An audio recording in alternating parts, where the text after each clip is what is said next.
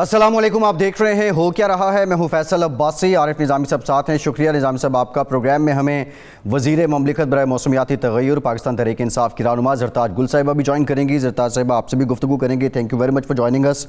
اس وقت جو پاکستان میں ہاٹ نیوز چل رہی ہے وہ بجٹ کو لے کے ہے، اور بجٹ کو لے کے اب سے کچھ دیر پہلے وزیر خزانہ شوکت ترین صاحب نے دیگر وفاقی وزراء کے ہمراہ ایک پریس کانفرنس بھی کی ہے، جس میں انہوں نے بتایا کہ نون لیگ کے دور میں روپے کو مصنوعی طریقے سے مستحکم رکھا گیا۔ اس کے ساتھ ساتھ حماز اظہر صاحب نے کہا کہ گروتھ ریٹ 4% ہے، اگلے سال 5 اور اس سے اگلے سال جو ہے وہ 6% ہو جائے گا۔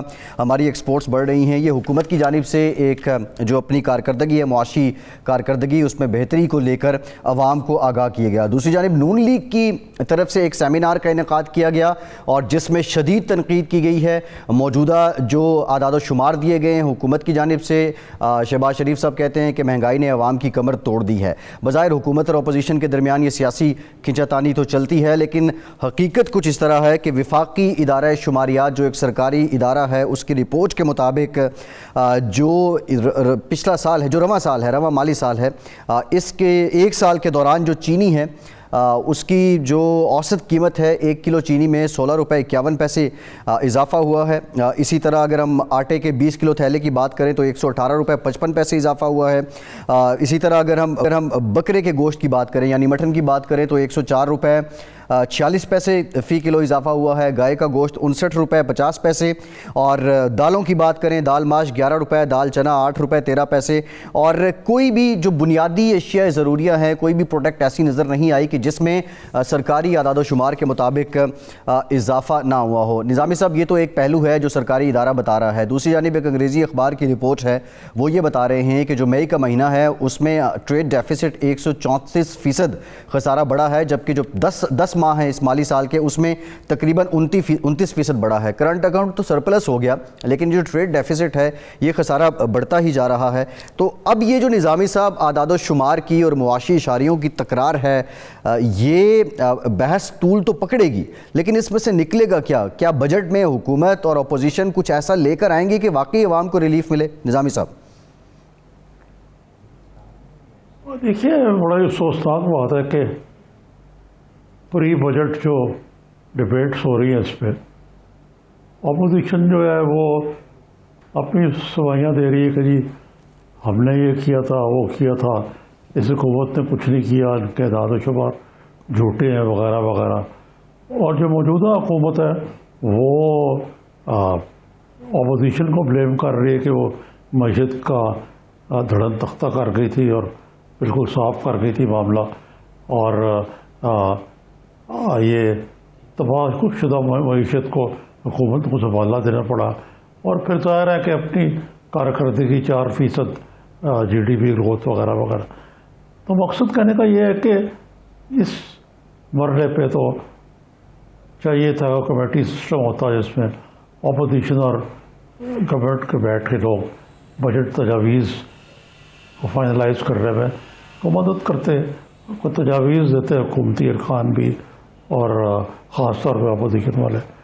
لیکن یہ تو کھینچا تانی اور رسہ کشی ہی جاری ہے، اور اس کا کوئی نتیجہ جو ہے وہ اچھا نہیں نکلے گا۔ لیکن بہرحال اس سے کچھ روشن پہلو بھی ہو وہ میں بعد میں عرض کروں گا۔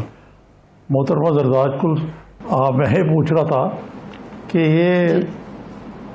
یہ حکومتی دعویٰ جو ہیں وہ اپنی جگہ پہ ہیں، یہ بڑا تیر مارا یہ وہ اقتصادیات میں، لیکن یہ بجٹ ایکسرسائز سے پہلے کوئی اپوزیشن کو انگیج کرنے کی ایکسرسائز نہیں دیکھی بجٹ کے حوالے سے، اور وہ بھی منفی انداز سے لگے ہوئے ہیں بجٹ کو کوسنے کے۔ ساری معیشت جو ہے وہ بیڑا غرق کر دیا خان صاحب نے، اور جعلی اعداد و شمار دے رہے ہیں۔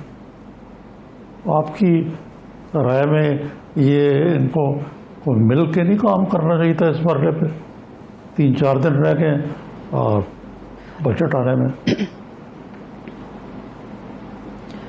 تھینک یو نظامی صاحب، thank you for inviting me. دیکھیں، پری بجٹ بحث ہو رہی ہے، ابھی تک تو بجٹ انہوں نے دیکھا بھی نہیں ہے، اور پی ایم ایل این کو اور اپوزیشن کو جو ہیں وہ کافی آگ لگی ہوئی ہے کیونکہ ملک اچھی سمت میں جا رہا ہے، پازیٹیو اشارے آ رہے ہیں، اور ملک کی اکانومی بہتر سمت میں جا رہی ہے، اور شور مچایا ہوا کہ کہیں پاکستان کے لوگوں کو جو ہے وہ جو اچھی باتیں ہیں اس کو ہائی لائٹ نہ ہو جائیں۔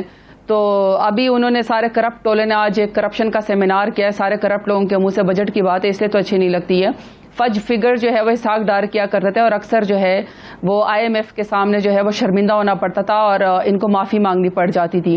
اور ویسے بھی ان کا وزیر خزانہ وہی ہوا کرتا تھا جو حدیبیہ پیپر ملز میں جو ہے وہ خود وعدہ معاف گواہ ہے اور وہ مانتا ہے کہ اس نے نواز شریف کے لیے جو ہے وہ منی لانڈرنگ کی ہے. اینی ہاؤ اگر FBR کہتی ہے کہ اس کے 4300 بلین سے زیادہ کے جو ہے اس نے ٹیکس کلیکشن کی ہے تو جا کے FBR کو چیلنج کر دیں. FBR کی جو بیلنس شیٹ ہے اس کے اوپر لکھا ہوا ہے کہ 4300 بلین سے زیادہ کے اس نے جو ہے وہ ٹیکس کلیکشن کی ہے, جبکہ ان کے دور حکومت میں 2018 میں 375 بلین کی تھی. تو اتنا بڑا فرق ہے اس کے کمپیریزن میں, تو آپ ریفیوٹ کریں اگر یہ لوگ کر سکتے ہیں. پھر یہ کہتے ہیں کہ جی کرنٹ اکاؤنٹ ڈیفیسٹ, آج یہ میں اس سے سن رہی تھی خاقان عباسی سے فرما رہے تھے کہ جی اتنا ڈیٹ بڑھ گیا ہے. تو ان کے دور حکومت میں تو یہ -18 بلین پہ جو ہے وہ کرنٹ اکاؤنٹ جو ہے وہ ڈیفیسٹ چھوڑ کے گئے تھے. ہمارے اس میں تو دور حکومت میں تو ابھی پچھلے 3 مہینے سے زیادہ ہو گئے سرپلس میں جا رہا ہے. تو اس کو بھی اگر یہ ریفیوٹ کرنا چاہے تو کر دیں. پھر یہ کہہ رہے ہیں کہ جی ایکسپورٹس کے اوپر یہ باتیں کر کے ایکسپورٹس نہیں بڑھی. ایکسپورٹ جو ہے وہ $25 بلین سے زیادہ ہو گئی ہیں اور ہم نے تو اپنے ماسک, سینیٹائزر اور پروٹیکٹیو گیئر بھی ہم لوگوں نے, اور ٹیکسٹائل کی ہماری انڈسٹری کو اتنا بوسٹ ملا, ہم لوگوں نے ایکسپورٹ ملنے وہ جو ہے وہ کرنی شروع کر دی ہیں. ساری دنیا کو پتا ہے کہ فیصل آباد میں جو ہے وہ 50,000 پرانی اور 30,000 نئی پاور لومز لگ گئی ہیں. تو ہمیں جو انڈیا کے جو تھرڈ ویو کی وجہ سے جو ان کی اکانومی کولیپس کر گئی ہے ان کے بھی ہمیں جو ہے وہ ملنا شروع ہو گئے ہیں جو آرڈرز تھے. تو اگر اس کو وہ ریفیوٹ کرنا چاہیں تو ساری دنیا کو پتا ہے کہ 2018 میں یہ $23.6 بلین پہ چھوڑ کے گئے تھے. ہماری اس وقت جو ہے وہ $25 بلین سے ہماری اس وقت ایکسپورٹ زیادہ ہیں. ان کے دور میں تو امپورٹ 100% تھی, ایکسپورٹ 0 تھی. مجھے نہیں سمجھ آتی کہ اس میں کون سے جھوٹ کی بات ہے. پھر یہ کہتے ہیں کہ جی ریمیٹنس جو ہے, بھئی فورن ریمیٹنس ہمارے دور میں 29 بلین کے اوپر ڈالر کے اوپر اس وقت کھڑے ہیں, یہ لوگ 20 بلین کے اوپر جو ہے وہ چھوڑ کے گئے ہیں. تو اس میں فج فگرز کی کون سی بات ہے؟ اگر کسی چیز کو ریفیوٹ کرنا چاہے, ریفیوٹ تو ان کو یہ کرنا چاہیے, جواب بیسکلی تو شاید خاقان عباسی صاحب کو یا مفتاح اسماعیل کو تو یہ دینا چاہیے کہ مفتاح اسماعیل کے اپنی کینڈی بیچتے ان کا ڈبل منافع ہمارے دور حکومت میں کیسے ہو گیا. پھر شاید خاقان عباسی کی جو ایئر بلو ہے انہوں نے جو اپنی جو PIA کا بیڑا غرق کر دیا تھا اور اب وہ جو ہے ایئر بلو چلا رہے ہیں.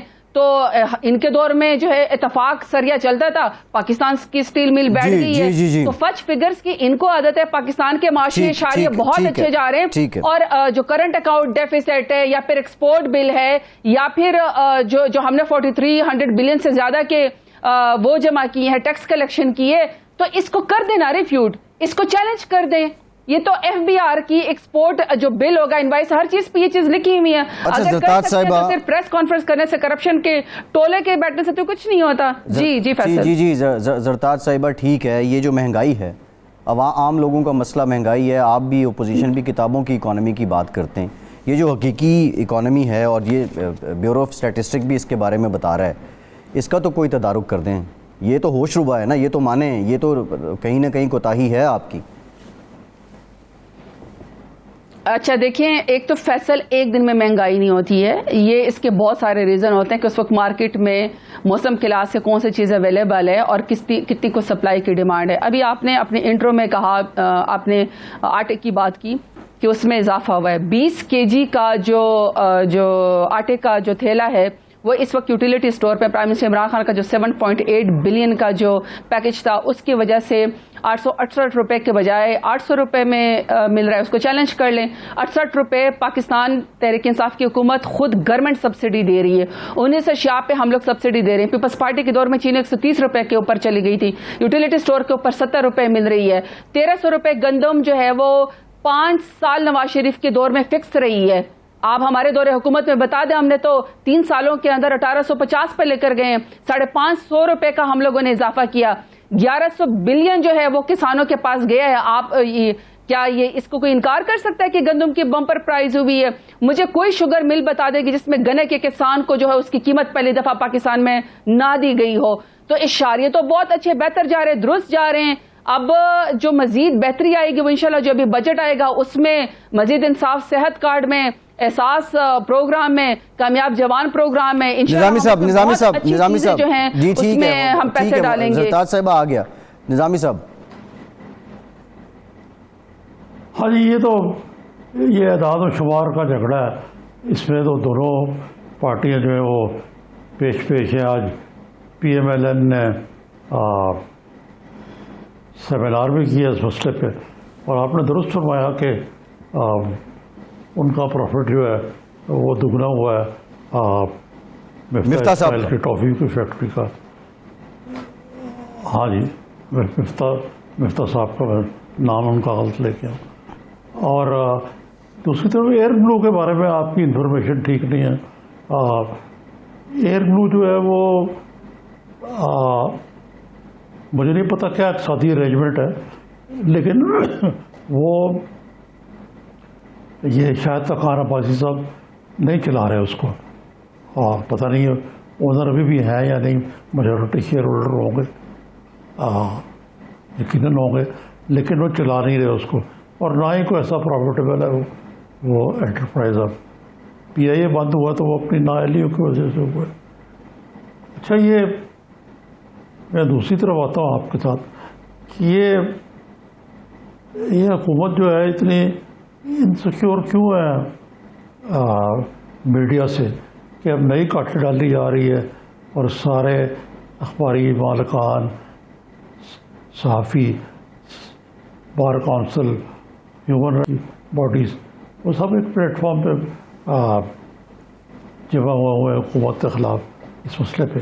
تو کیا ضرورت تھی آپ اپنے خلاف کر لیے ان لوگوں کو سب کو؟ نظامی صاحب، اگر آپ مجھ سے میڈیا کی آزادی پہ بیسکلی اگر آپ کا کوشچن ہے تو نظامی صاحب یہ تو آپ بھی مانتے ہوں گے کہ 3 سال ہو گئے ہیں پاکستان تحریک انصاف کی حکومت، پرائم منسٹر عمران خان خود 7 8 اینکرز کے سامنے بیٹھ کے ٹف سے ٹف سوال کا جواب دیتے ہیں اور کوئی چیز سینسر نہیں ہوتی. پرائم منسٹر عمران خان پہلے پرائم منسٹر ہیں جو پبلک آور میں ڈائریکٹ کوشچنس کے جواب دیتے ہیں اور میڈیا اس کو آن لائن دکھاتا ہے. میڈیا کی آزادی کے علمبردار تو سب سے زیادہ پاکستان تحریک انصاف ہے، کیونکہ میڈیا کے سخت سے سخت کوشچن کے آنسر ہم لوگ دیتے ہیں. ہماری ہر چیز جو ہے وہ پبلک ہے، پریس کانفرنس سے لے کر اور اینکر کے سوالات جوابات کا ہم سب چیز کا خیال رکھتے ہیں. ہم نے تو کبھی میڈیا کے اوپر کبھی کوئی قدغن نہیں لگائی، اور جتنی آزادی ہمارے دور حکومت میں میڈیا کو ہے، ہم کسی کے لیے فون نہیں کرتے، ہم کسی کو سینسر نہیں کرواتے. میڈیا کا اپنا ایک میکینزم ہے، میڈیا کے پرائیویٹ چینلز ہیں جو بہت اچھا چلتے ہیں. میڈیا کا جو اپنا ایک مالکان ہے یا ان کے حقوق ہیں، ہم تو ورکرز کے حقوق کی بات کرتے ہیں. جو میڈیا کے جو ورکرز ہیں کہ ان کو ان کے وقت کے اوپر تنخواہ ملنی چاہیے. میں تو نہیں سمجھتی کہ کوئی ہمارے خلاف ہے.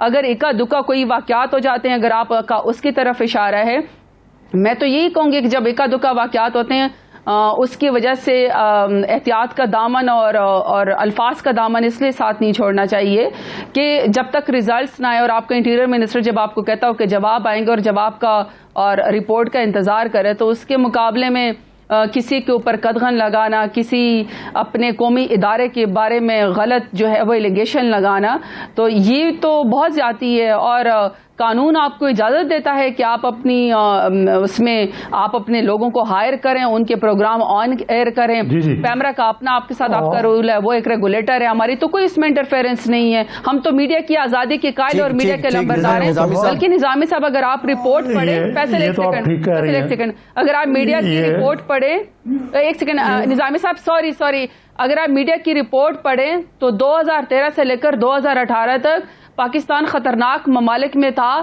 پاکستان کے صحافیوں کے لیے سب سے زیادہ قتل و غارت، 37 سے زیادہ جو ہے وہ میڈیا کے پرسنل جو ہے وہ فرنٹ لائن میں جو ہے وہ شہید ہوئے. کسی نے گولی مار دی، کسی نے قتل کر دیا، کسی نے ابڈکشن کر لی.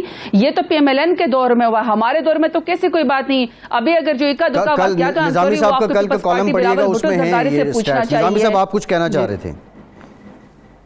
جی، یہ پاکستان اب بھی زیادہ خطرناک ہے اس پوائنٹ آف ویو سے، the most dangerous place for journalist. یہ رپورٹ کے بارے میں کہہ رہا ہوں میں. باقی جو آپ نے کہا یہ واقعاتی طور پہ درست نہیں ہے. اب مثلا آپ نے کہا کہ پرائم منسٹر میڈیا سے انٹریکشن کرتے ہیں، وہ بڑا کیئرفلی سلیکٹڈ میڈیا ہوتا ہے.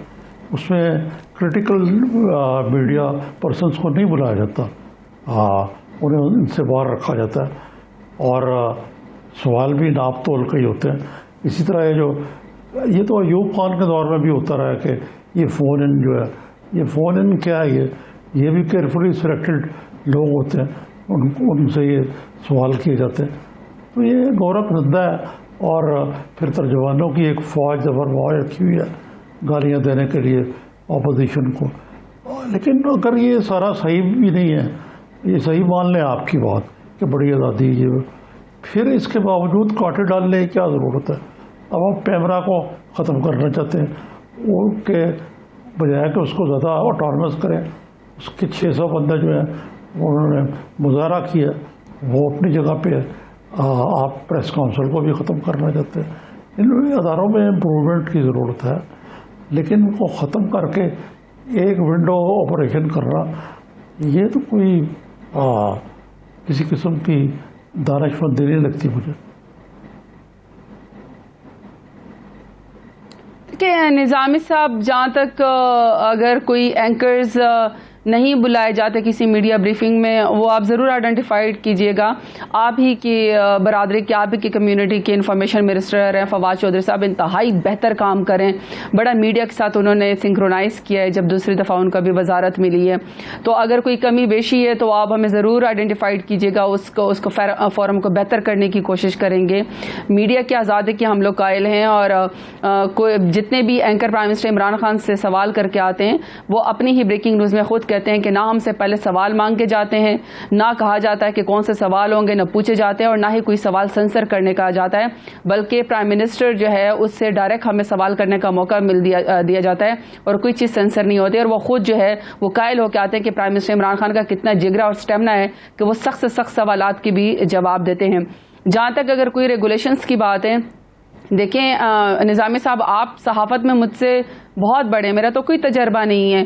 آپ لوگ بہتر اچھے جو فورم ہے اس پہ آپ ہمیں سجیشنز دے سکتے ہیں, ہمارے میڈیا کی پروٹیکشن کا اور ورکرز کی, جو آپ لوگوں کے جو کیمرے کے پیچھے ہوتے ہیں, جو آپ لوگوں کی میڈیا کو پورا اس کو چلاتے ہیں, جو آپ کرتے ہیں جو فیلڈ میں, اس کی میڈیا کی پروٹیکشن کا ہم نے بل بنایا, اس میں ساتھ دیں, اس میں سجیشن دیں.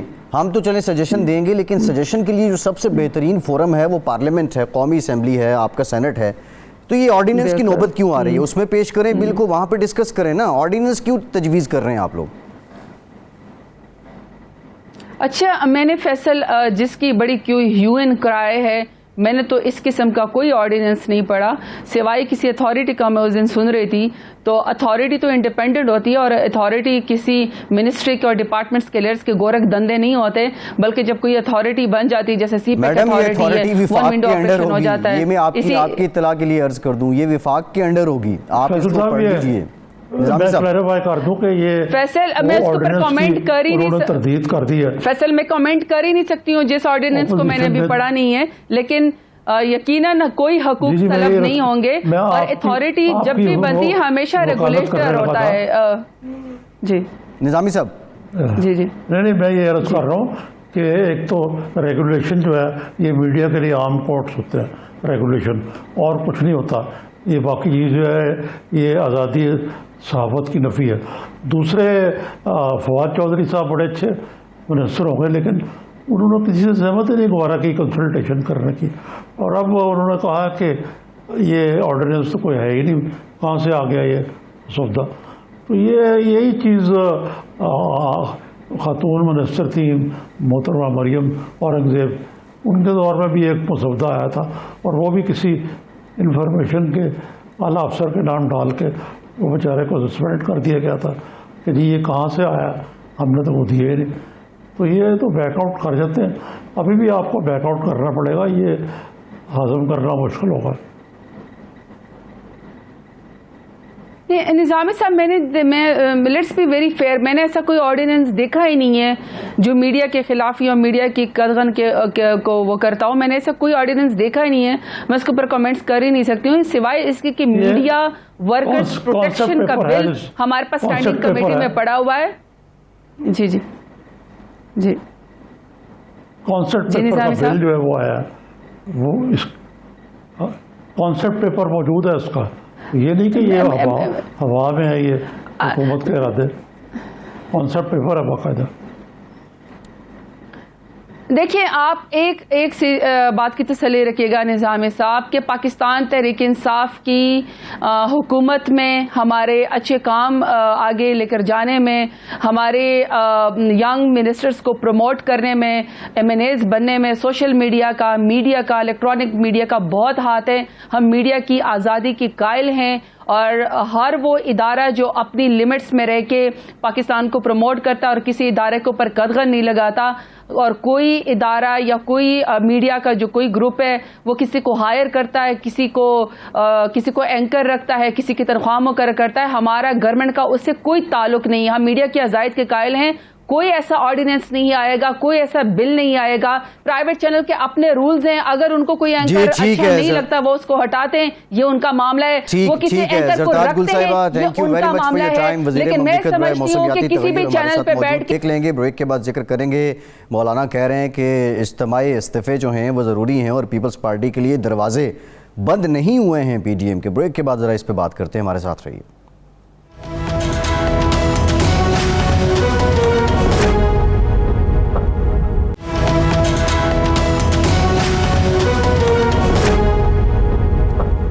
بریک کے بعد ایک بار پھر سے آپ کو خوش آمدید کہیں گے. ہمیں جوائن کیا ہے پاکستان پیپلز پارٹی کی سینئر رہنما ہیں، MNA ہیں شازیہ مری صاحبہ. بہت شکریہ شازیہ صاحبہ آپ کے وقت کا. آپ سے گفتگو کرتے ہیں. نظامی صاحب، جو اس سے پہلے جو بات ہو رہی تھی PMDA سے متعلق وہ بھی بات کریں گے، لیکن مولانا صاحب نے کہا ہے کہ جو اجتماعی استعفے ہیں وہ بڑے ضروری ہیں اور پیپلز پارٹی کے لیے دروازے کھلے ہوئے ہیں. پہلے تو وہ جب دروازے کھلے رکھنے کی نظامی صاحب بات کرتے تھے تو ساتھ کہتے تھے وضاحت دیں اور آ جائیں. کوئی وضاحت کا ذکر اس طرح ہوا نہیں ہے. کوئی پالیسی شفٹ آ رہا ہے مولانا کی اسٹریٹجی میں؟ نہیں، مولانا کی پالیسی تو کوئی شفٹ نہیں ہے، تو ایک پوسچرنگ ہے ایک قسم کی. میری رائے میں تو کوئی خاص شفٹ نہیں ہے اس میں. اور مولانا جو ہے یہ استعفوں کی بات ایسے کرتے ہیں کہ جس طرح کوئی ایک پیس آف پیپر ہے جس کو پھاڑ دیا جائے تو کوئی فرق نہیں پڑتا. فرق پڑتا ہے استعفوں سے. پارلیمنٹ ہی ان لوگوں کی اسٹرینتھ ہے، سیاسی جماعتوں کی. اس کو چھوڑ دیں شروع میں بغیر مومنٹم بنائے ہوئے تو they will be out of parliament, they will be out of job. جی محترمہ، آپ کا کیا خیال ہے؟ جی نظامی صاحب، درست بات ہے. آپ کی جو رائے ہے وہ ہر ذی شعور جمہوری پسند شہری کی آج رائے ہے. جو بھی جمہوریت کو تھوڑا بہت بھی سمجھتا ہے اسے پتا ہے کہ پارلیمنٹ کے اندر جو پارلیمنٹری سیاست ہے وہ کتنی اہم ہے، اور پارلیمنٹ جو ہے وہ اپوزیشن کے بنا قطعاً کام اس طریقے سے نہیں کر سکتی جو جمہوری نظام کی ضرورت ہے. اور ہم بھی بحیثیت اپوزیشن ذمہ داری کا مظاہرہ کرتے ہوئے یہ ضروری سمجھتے ہیں کہ ہم اپنا وہاں رول ادا کریں اور اس حکومت کو جو کہ نااہل ثابت ہو چکی ہے، جو بتدریج لوگوں کے ساتھ جس قسم کی زیادتی کر رہی ہے معاشی حوالے سے، آئینی حوالے سے یا انسانی حقوق کے حوالے سے، تو بہت ضروری ہے کہ ہم ان کی زیادتیوں کو ہائی لائٹ کریں، اپوزیشن کا رول ادا کریں. پارلیمنٹ کے اندر جو ہماری نشستیں ہیں اس پر موجود رہ کر، بے شک ہمیں مائک نہیں ملتا، بے شک ہماری آواز روکی جاتی ہے، بے شک ہمیں ٹائم نہیں دیا جاتا، لیکن ہمارا وجود پارلیمنٹ کے اندر اس حکومت کے لیے بہت مشکل ہے. ان کے لیے ایک بہت بڑی آزمائش ہے جس سے وہ گزر رہے ہوتے ہیں. تو مولانا صاحب کا یہ کہہ دینا بڑی آسانی کے ساتھ کہ استعفے دے کے پارلیمنٹ سے باہر آ جائیں، ہمارے نظر میں تو یہ حکومت کی مدد کرنے کے برابر ہے. اس حکومت کو راستہ دینے کی بات کی جا رہی ہے، اور پاکستان پیپلز پارٹی قطعاً اس نااہل نالائق حکومت کے لیے کوئی ایسا پیسج نہیں چھوڑے گی یا تیار کرے گی جس سے کہ وہ اپنے ظلم و ستم کو آگے بڑھائیں. اس وقت میں جانتی ہوں کہ وہ جو چاہتے ہیں کرتے بھی ہیں، لیکن کم از کم ایک چیک بیلنس، کم از کم ہماری آواز پارلیمنٹ کے اندر موجود ہے. اور مجھے نہیں پتا مولانا صاحب کا کیا پلان ہے، کیونکہ PDM کے فورم پر یہ بات طے تھی، ایک قرارداد بھی آئی تھی اور ایک ایکشن پلان بھی آیا تھا، اور یہ بات طے تھی کہ استعفوں کا آپشن رکھا جائے گا، اور جب वक्त आएगा तो इज्तिमाई इस्तीफे एज लास्ट ऑप्शन जो है वो इस्तेमाल किए जा सकते हैं, इससे तो हमें कोई इनकार नहीं। लेकिन अचानक लॉन्ग मार्च को जोड़ा गया इस्तीफों के साथ, जो कि हमारे लिए हैरान कुन बात थी। 2 जमातें बज़िद थी इस्तीफों पर। आज भी वो 2 जमातें इस्तीफों की बात करती हैं लेकिन इस्तीफे देती नजर नहीं आती। आज भी मरियम नवाज साहिबा प्रेस कॉन्फ्रेंस करते हुए ये कह जाती हैं कि हमारे पास 160 अराकीन हैं, हमें कोई और नंबर नहीं चाहिए हुकूमत पंजाब को गिराने के लिए। लेकिन क्यों उनकी जो साइड है नून लीग के अंदर वो नहीं चाहती कि इस्तीफे दिए जाएं? तो क्या वजह है? ये कौन सी जमहूरियत है? हम इसको समझ नहीं पाते। अगर आपके पास एक ऑप्शन है जो कि आप यूज कर सकते हैं इफेक्टिवली, फिर भी आप यूज करना नहीं चाहते, लेकिन आप पीपल्स पार्टी से चाहते हैं कि वो इस्तीफे दें, लेकिन आप पीपल्स पार्टी निजामी साहब, ये 2 जमातें इस्तीफे क्यों नहीं दे रही? वो देखिए जी, मौलाना का तो सीधा मसला नफ्सियाती। वो कहते हैं कि ये खिलौना मुझे नहीं मिला खेलने के लिए, यानी नेशनल असेंबली से वो डिफीट हो गए, तो वो अब कहते हैं कि ये खेल ही ख़त्म हो। उनकी तो ये है कि वो इसमें है नहीं। बाकी PMLN जो है उसकी तादाद यकीनन है कि एक तरफ तो वो कह रही है कि हमने इस्तीफे जो है असूली तौर पर साथ है लेकिन देने नहीं है, मतलब अमली तौर पे। लेकिन दूसरी तरफ वो नो कॉन्फिडेंस की मूव की भी मुखालफत करते हैं कि वो हिस्सा नहीं बनना चाहते किसी इक़्तिदार में मुस्तक़बिल में। वो चाहते हैं कि सारा ही पाए उनको मिले। तो ये तजाद बयानी तो है मोहतरमा अपनी जगह पे, लेकिन ये इससे ज़्यादा जो अजीब बात है कि ये बात कहते कहते कि जी बजट में बड़ी गड़बड़ है, ये है वो है। बिलावल साहब भी रोज़ कह रहे हैं कि एदाद व शुमार भी गलत है वगैरह वगैरह। लेकिन ये कहना काफ़ी नहीं है कि नाअहल है। कोई बजट के बारे में कोई मुस्बत इनपुट भी देनी चाहिए थी आपको, PPP को। वो बिल्कुल सिरे से ही मफकूद है। निजामी साहब, बिलावल भुट्टो साहब, आपने खुद जिक्र किया कि वो तकरीबन रोज़ इस हुकूमत को उनकी जिम्मेदारियां याद दिलाते हैं, चाहे वो मईशत के हवाले से हो, बढ़ती हुई गुर्बत के हवाले से हो, बढ़ती हुई महंगाई के हवाले से हो, मुल्क में पानी की मुनसिफाना तकसीम के हवाले से हो, और इस तरह के कई मसाइल जो लोगों को आज दरपेश हैं उसके हवाले से बिलावल भुट्टो साहब मुतवातिर जो है वो बात कर रहे हैं और हम सब उनकी बात सुन रहे हैं, लेकिन हुकूमत की कान पर जूं तक नहीं रेंग रही। आपने दुरुस्त फरमाया, इनपुट के हवाले से पाकिस्तान पीपल्स पार्टी अपना एक इंडिपेंडेंट होमवर्क कर रही है और जल्द हम अपनी तजावीज़ हुकूमत को देंगे। गो कि हमें उम्मीद इस हुकूमत से कुछ नहीं है, लेकिन फिर भी चूंकि आपने देखा कि पिछले बरस जो बजट आया उसके अंदर जो तनख्वाहें थी, पेंशन्स थी, उसमें कोई इजाफा नहीं हुआ। 1 रुपए का इजाफा तनख्वाहों में, पेंशन्स में नहीं किया गया।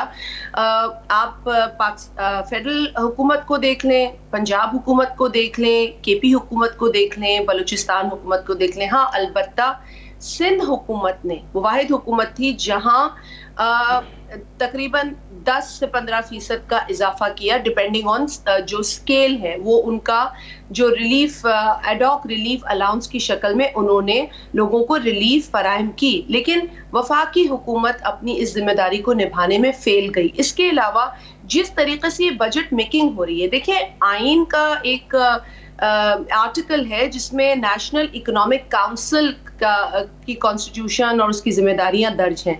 2 मरतबा साल में नेशनल इकोनॉमिक काउंसिल को मिलना होता है और जो मुआशी प्लान्स हैं उसके ऊपर तमाम सूबों के जो सरबराहान है बशमूल वजीर आजम ये बैठकर उस पर गुफ्तगू शुनीद करते हैं, कंसिडर करते हैं, प्लान बाकायदा वहां डिस्कस होता है। आलम ये है कि अभी तक बजट आने को है, अभी तक ये नहीं पता कि नेशनल इकोनॉमिक काउंसिल की मीटिंग इस बरस होगी नहीं, क्योंकि वो जो एक मीटिंग होनी है पहली वो तो नहीं हुई, अब ये दूसरी होनी चाहिए, लेकिन अभी तक एक भी नहीं हुई। तो पिछले बरस ये हुआ था कि एक ही मीटिंग हुई थी اور وہ ایک ہی میٹنگ نظامی صاحب آپ کو سن کے حیرت ہوگی کہ بجٹ سے 2 روز پہلے ہوئی تھی.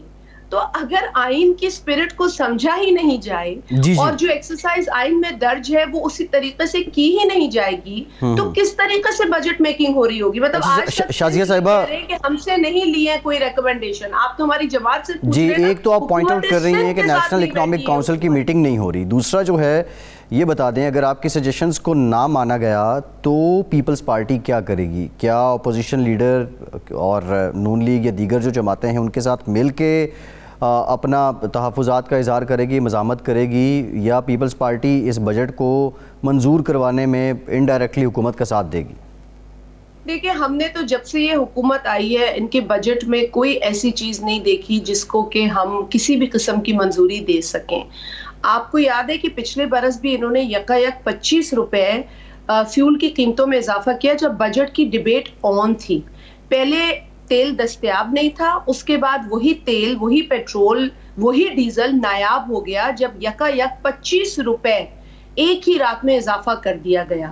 اس کے بعد جس طریقے کے ٹیکسز لگائے ہیں اور کتنے بجٹس یہ ایک برس میں لے کر آئے ہیں, کتنی مرتبہ انہوں نے بجلی کی قیمتیں بڑھائی ہیں. لیکن ابھی آپ نے خود بھی یہ پڑھا ہوگا بھائی کہ 27 مئی کو انہوں نے یہ ایک اعلان کیا ہے کہ جو بجٹ ہم بنائیں گے اس کے ٹارگٹس IMF کے ساتھ بیٹھ کر طے کریں گے, اور اس کے بعد ہم وہ ٹارگٹس جو ہیں اس پر کوئی پلان بنائیں گے. مطلب پہلے کنسلٹیشن IMF کے ساتھ ہوگی. تو جہاں پر IMF بجٹ دے رہا ہو, جہاں پر IMF کی شرائط کو پورا کرنے کے لیے عوام پر ٹیکسز کا بوجھ ڈالا جا رہا ہے, نظامی صاحب پیپلز پارٹی کیسے منظور کر سکتی ہے؟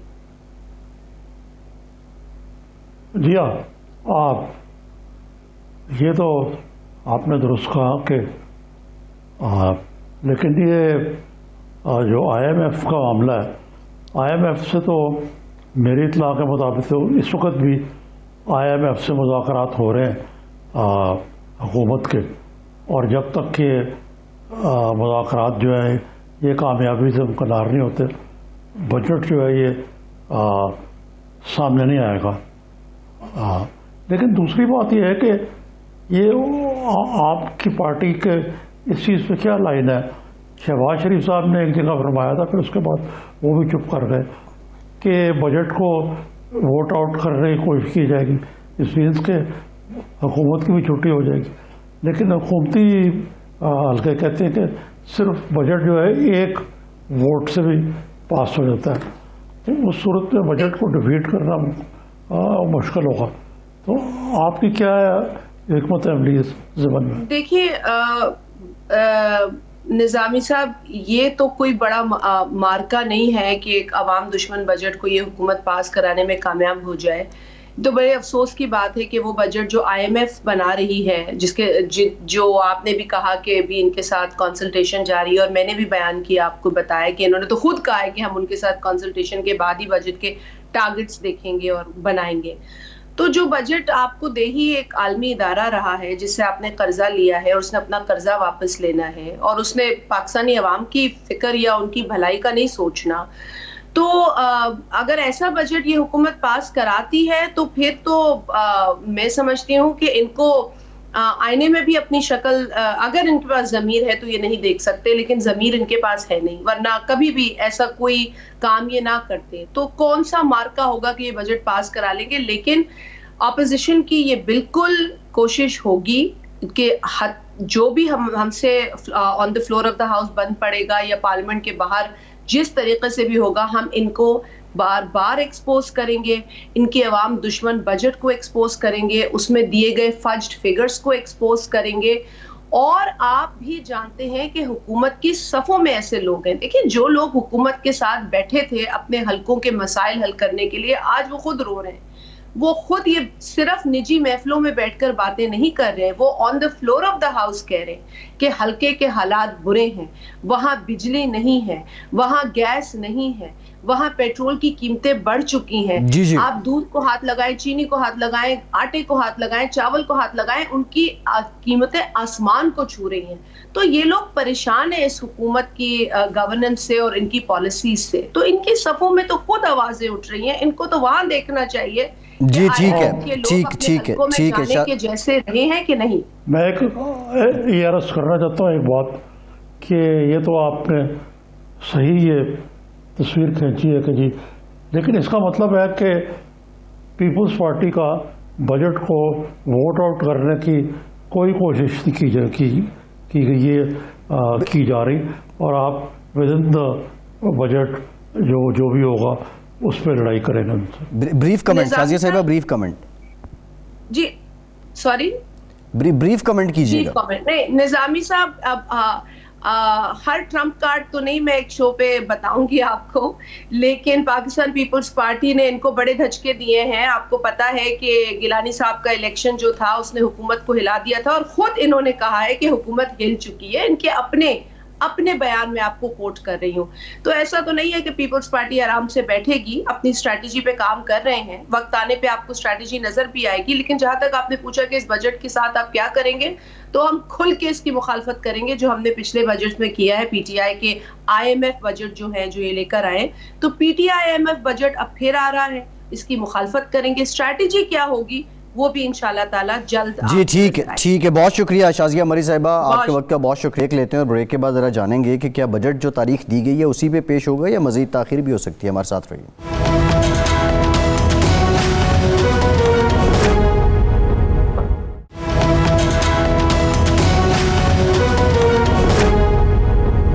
بریک کے بعد ایک بار پھر سے پروگرام میں آپ کو ویلکم کرتے ہیں. نظامی صاحب، آپ نے بریک سے پہلے ایک ہنٹ کروایا تھا کہ بجٹ جو ہے وہ کچھ مزید تاخیر بھی اس میں ہو سکتی ہے، اور آپ کی اطلاع کے مطابق IMF کے ساتھ کچھ مذاکرات چل رہے ہیں. ذرا آپ کچھ تفصیل اس کی فراہم کر دیں، کتنا ٹائم اور لگے گا یہ معاملات سیٹل ہونے میں؟ نہیں، یہ تو 11 تاریخ تک ڈیڈ لائن ہے، اصولی طور پر ہو جانا چاہیے. حکومت پاکستان نے خاصی لابنگ کی ہے ضمن میں، اور ہمارے وزیر خزانہ بھی اس حوالے سے فعال ہے کہ انہوں نے جو ٹاپ مینجمنٹ ہے IMF کی، ان سے بھی بات کی ہے اس حوالے سے کہ یہ جو ہم نے رعایات مانگی ہیں وہ ہمیں دی جائے. بالخصوص یہ پوسٹ کووڈ ایٹماسفیئر میں بڑا مشکل ہے. یہ IMF کی جو سخت شرائط، جو ایک الزام تھا یہ ڈاکٹر حفیظ شیخ پہ کہ انہوں نے سخت شرائط کیوں تسلیم کر لی. یہ اس میں مصیبت یہ ہے کہ IMF کی بلیک میلنگ کہہ لیں یا کہہ لیں، یہ اب فرنٹ لوڈڈ ہوتے ہیں پروگرام، کہ پہلے آپ ان کی شرائط جو ہے اس پر دستخط کریں گے، پھر آپ کو پیسے ملیں گے. تو دوسری ٹرانچ جو ہے اس کے بغیر تو بجٹ ہی کوئی نہیں ہے. باقی آپ کو یہ اور کوئی بجٹ کے بارے میں پوچھنا چاہیں تو؟ جی میں نظامی صاحب، آپ نے شوکت ترین صاحب کا ذکر کیا. انہوں نے اپنی ایک سٹیٹمنٹ دی تھی کہ سیاسی قیمت جو ہے وہ چکانی پڑ رہی ہے یا پڑ سکتی ہے، اور وہ بظاہر IMF کی شرائط جو ہیں ان کو عوام تک ٹرانسفر کرنے میں کچھ رضامند بھی نہیں تھے. وہ کامیاب ہو جائیں گی کہ وہ IMF سے کچھ نہ کچھ رعایت لے سکیں؟ میرا خیال ہے یقیناً ہو جائیں گے. وہ پہلے بھی انہوں نے کامیاب ایک IMF کا پروگرام مکمل کیا اور نیگوشیٹ بھی انہوں نے کیا. ان میں یہ صلاحیت ہے. اور وہ حفیظ صاحب پہ تو یہ اسٹگما بھی تھا کہ وہ یہ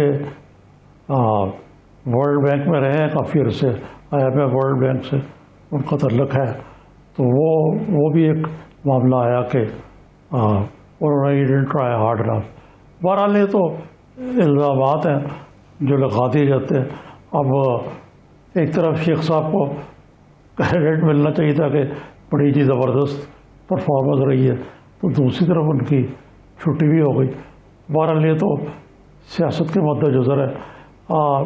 لیکن ایک بجٹ کے حوالے سے ایک اچھی خبر بھی آپ کو میں سناؤں کہ اس وقت پچھلے سال یہ درست فرمایا غالباً محترمہ شازیہ نے کہ پچھلے سال کوئی حکومت نے تنخواہوں میں اضافہ نہیں کیا سرکاری ملازمین.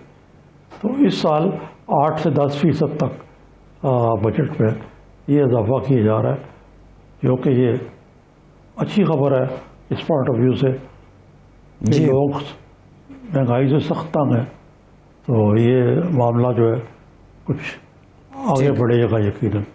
ٹھیک 8 سے 10% آپ کہہ رہے ہیں کہ تنخواہوں میں اضافہ کیا جائے گا. اچھا نظامی صاحب ایک اور معاملہ ہے ویکسینیشن کو لے کے. NCOC کہہ رہا ہے کہ 79 لاکھ لوگوں کو ویکسینیشن پاکستان میں لگ چکی ہے.